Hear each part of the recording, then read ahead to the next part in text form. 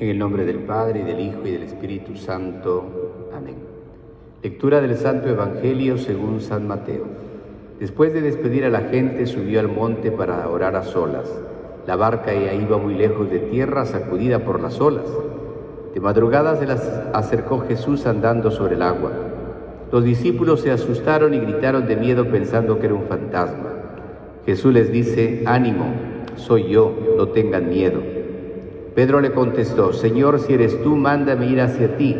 Él le dijo: «Ven». Pedro bajó y se echó a andar sobre el agua.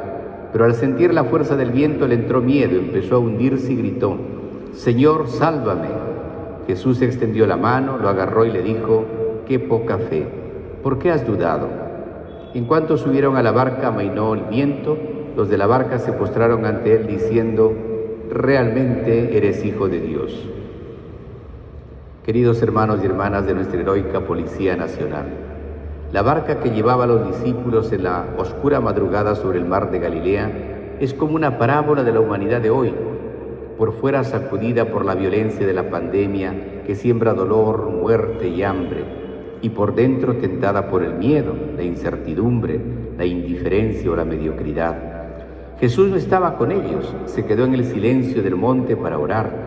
Los discípulos lo esperaban, pero lo desconocen al verlo caminar sobre las aguas. «Es un fantasma», gritan aterrados.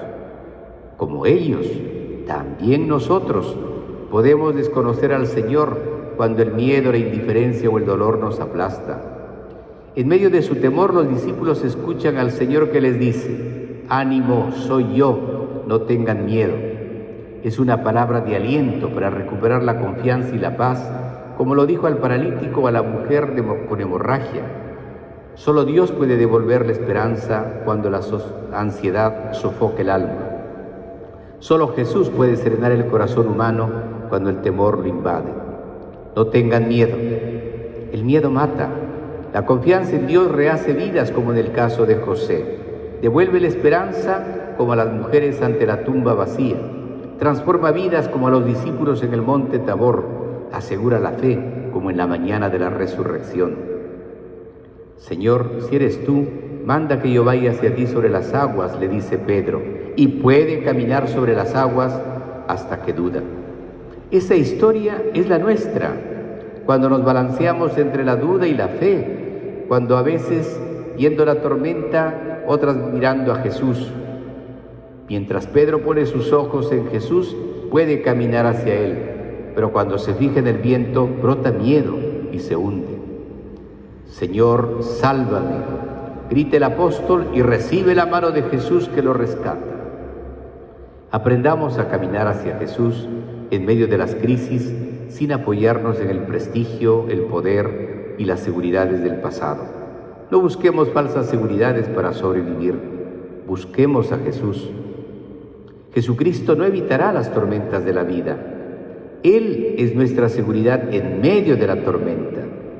Jesús viene justo en las tormentas que nos arrecian en la vida. La fe y el miedo no pueden existir juntos en el mismo corazón. O creemos o dudamos.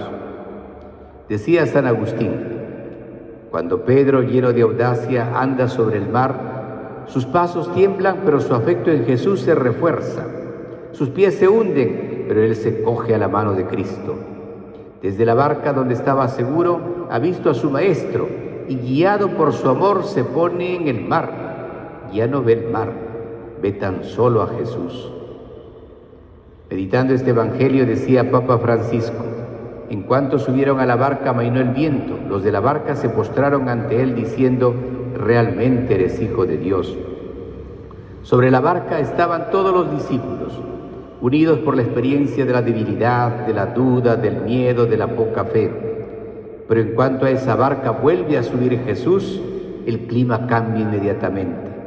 Todos se sienten unidos en la fe en Él. Todos, pequeños y asustados, se convierten en grandes en el momento en que se postran de rodillas y reconocen a su Maestro, al Hijo de Dios.